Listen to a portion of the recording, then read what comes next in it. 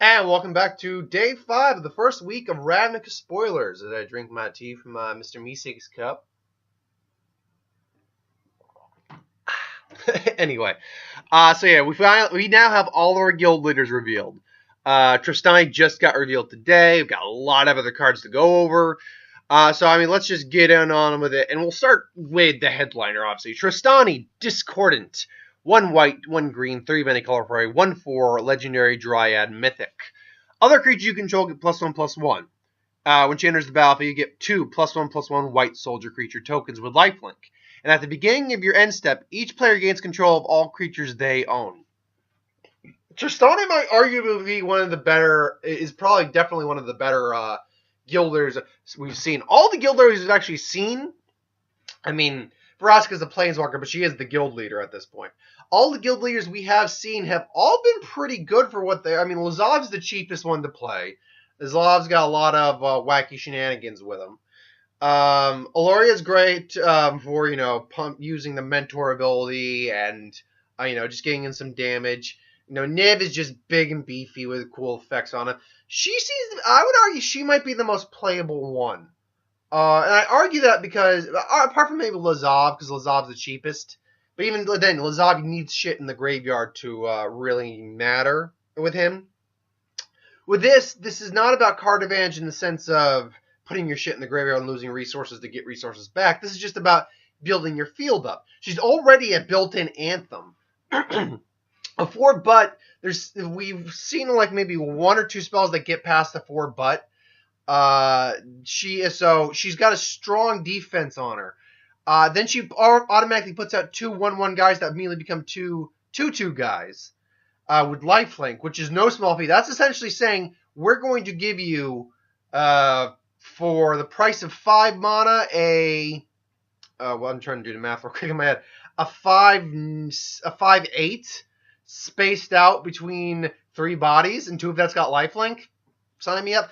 And she stops saying, even if you someone takes control of her, like tries to permanently take control of her, that won't work because she is essentially going to just reset the board with everything that people control.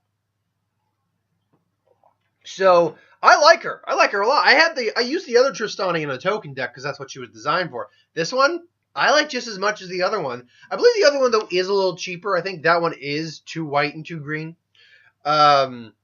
So there is that, but this one's only 1 of each of its colors instead of like dual colors. Like we'll get to the dual color cycle of the other. We got the Izzet and the Selesnya dual cycle color cards that came out. But no, Trostani, I like her. She is arguably one of my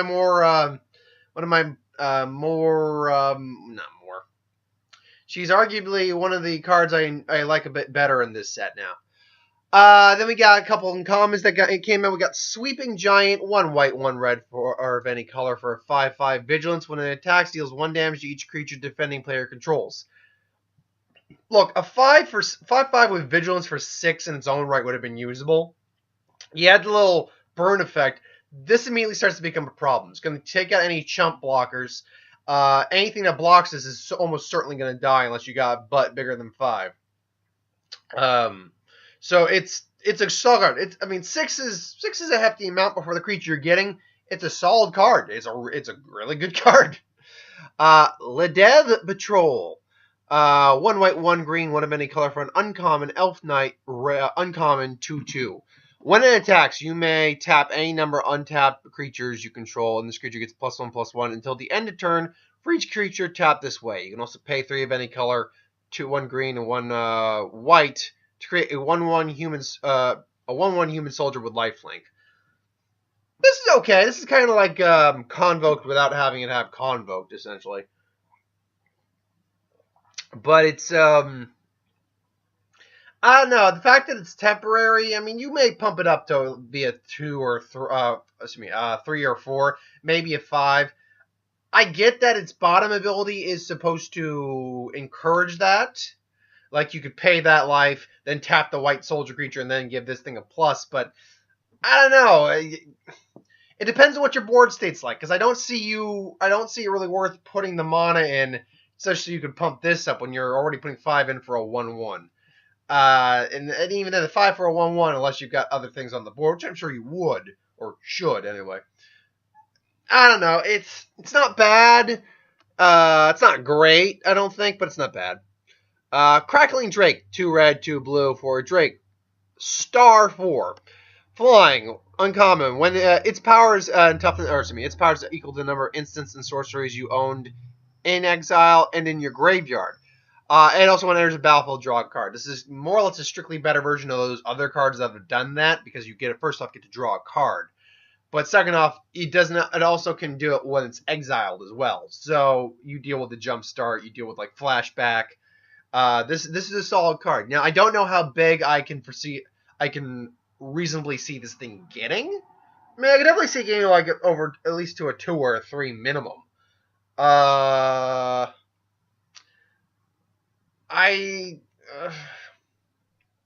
don't know.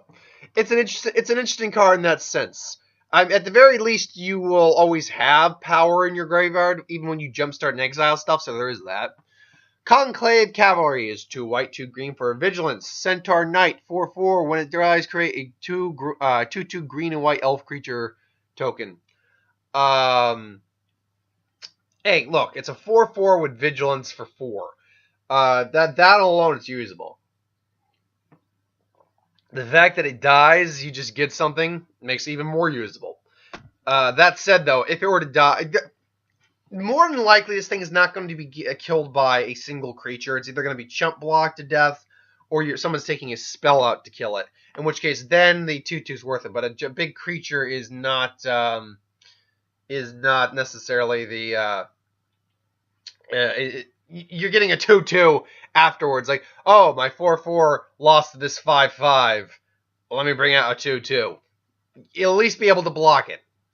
But no, overall, it's a good card. I like it. I like pretty much every card in this cycle, the double mana cost cycle. I think these guys stand out a lot better than some of the rares and commons, honestly. Hunted Witness is 1 white for a 1/1 human. When it dies, create a 1/1 human soldier creature token with lifelink. Short, sweet, to the point. It can block. You then get a lifelink 1/1. Good. It's good. Swift Blade Vindicator is 1 white, 1 red for a 1/1 human soldier rare. Double strike, vigilance, and trample. Now, the trample wouldn't mean shit, but because it's in the Boros skill, you have Mentor that comes with that, which means this thing could quickly become pretty big. With double strike, vigilance, and trample, that becomes, even at 2/2, a vigilance double strike trample is a problem. Not a severe problem, but a problem nonetheless. He gets the 3, now you have something you need to deal with. So, with the Mentor ability, so far I'll say this, I haven't seen many, if any, aura enchantments that could be like permanent pumps, or artifacts that are, like artifact equipment that has a permanent pump ability. I haven't seen those yet. But I mean, also, hey, look, if you want to make a Naya deck, Trostani, and this, she'll automatically pump it up to a 2/2. So yeah, I like this card. I've always loved doubles. I've loved, is maybe a strong word. I always really liked Double Strike. It is a pretty solid ability if you can use it right on the right creature. Bypass is 1 green, 3 of any color for a sorcery green. Search your library for up to 2 basic land cards or gate cards and put them into the battlefield. Tap, then shuffle your library. Look, you're getting land. You're putting it into the battlefield for 4 mana. I'll take that. I'll pay that price. That's a damn good effect. And it'll let you get gate cards too, which are also, and they're coming out tapped anyway. So right off the bat, it's a great card. It's really a good card. And I got another card for the gate deck if you want to run that. Convene and Concoct. Convene is 2 mana of any color and 2 hybrid black-blue mana. Gain control of target creature with power 2 or less. Or you can concoct for 1 black, 1 blue, and 3 of any color. A sorcery, rare. Surveil 3. Then return a creature from your graveyard to the battlefield. That one's going to be the one that's used. I guarantee. I mean, unless there's a problem creature that needs to be taken control of, that's going to be the one you use. That's going to be the one you use. You're going to be able to surveil, set up your board state. If you got a big creature you want to put in the graveyard, you can, and then you can just bring that sucker back. You're going to use that one, hands down. Ritual of Soot. 2 black, 2 of any color for a rare sorcery. Destroy all creatures with confirmed mana cost 3 or less. Which seems to be the destruction capability of the Golgari. You either destroy a creature, either like an artifact or a creature outright, kind of, or it's about their mana cost more than anything else. Because this is not the first card that's had this in this set. Let me see here. Let me see. Because one came up recently, and it was another black card if I'm remembering correctly. Whoop! Wait a minute. Was that it? No. Let's see. I know I saw another card in here that did that.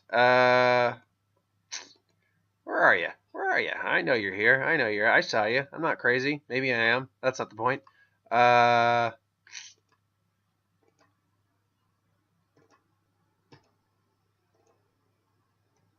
Wait a minute. Was that it?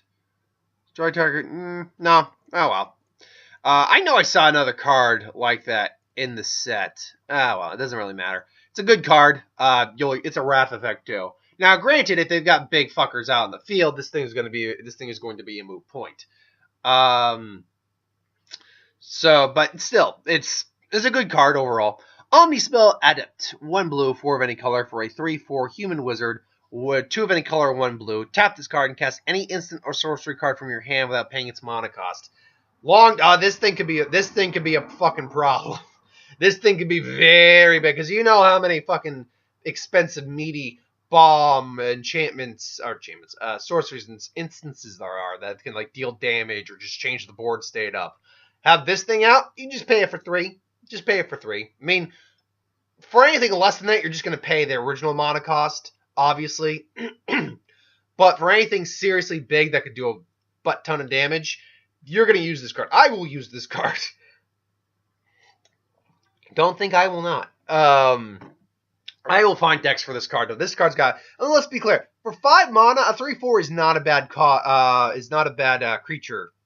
Is not a bad body for that mana cost in that kind of effect. And I spoke too soon. There is at least one equipment that's been come out. Glaive of the Guild Pact, 2 of any color for a artifact equipment uncommon. Equipment for 3. Equipped creature gets +1/+0 for each gate you control and has vigilance and menace. I mean, realistically, you may have 2 gates, so you're basically giving your creature +2/+0 vigilance and menace. Hell, giving it +0/+1 vigilance and menace is not bad. It's not bad at all. I was like, hey, I can attack, and you need at least 2 creatures to block me, and I don't tap. So yeah, hell, even without it, it still gets vigilance and menace. So even at its lowest point with no gates, it's still usable. You only play it for 2. You equip it for 3. So it's usable regardless. It's a good card. I mean, I like it. Watcher in the Mist. 2 blue, 3 of any color for a common spirit. 3/4. Flying. Whenever it enters the battlefield, surveil 2. So essentially, if you can bounce something back to your hand, you'll surveil again. It's okay. It's 5 mana for a 3/4 flying. So therefore, unlike some of the other ones that have higher mana cost, and just have a single ability that does nothing, this thing at least has flying, so it at least has evasion. It can at least block other flyers. So ultimately, yeah, I like this card a bit more than some of the other ones. Again, Surveil is probably my least favorite ability I'm seeing out of the set, but, you know, there's going to be a deck made around it. I'm certain there will. So, you know, just work with what you got. And obviously it works with Undergrowth as well. It works with a Jumpstart card. See, that's the thing. There seems to be synergy between all the other respective color mechanics. Like the Boros ability Mentor also works well with Selesnya with the Convoke. And Selesnya does work on some level well with Golgari's Undergrowth to some degree. I mean, Jumpstart, Surveil, and Undergrowth both work very well together. So ultimately, yeah, there's stuff that works here. Definitely there is. But that's my thoughts on the cards that got spoiled today. I'm sure there's going to be more, but I'm just not going to get it. I'll save it for Monday's video. Thanks for watching, though. I hope you enjoyed. Like, comment, share, and subscribe. As always, if you want to review something, put in the comments below. Let us know. We'll do a review of it at some point. Ideas for Wood Wind, Stars, Super and Magic, What If. Anything you do on the channel, put that in the comments below as well. I'll get to that at some point. But thanks for watching. Hope you enjoy. I'll see you next time.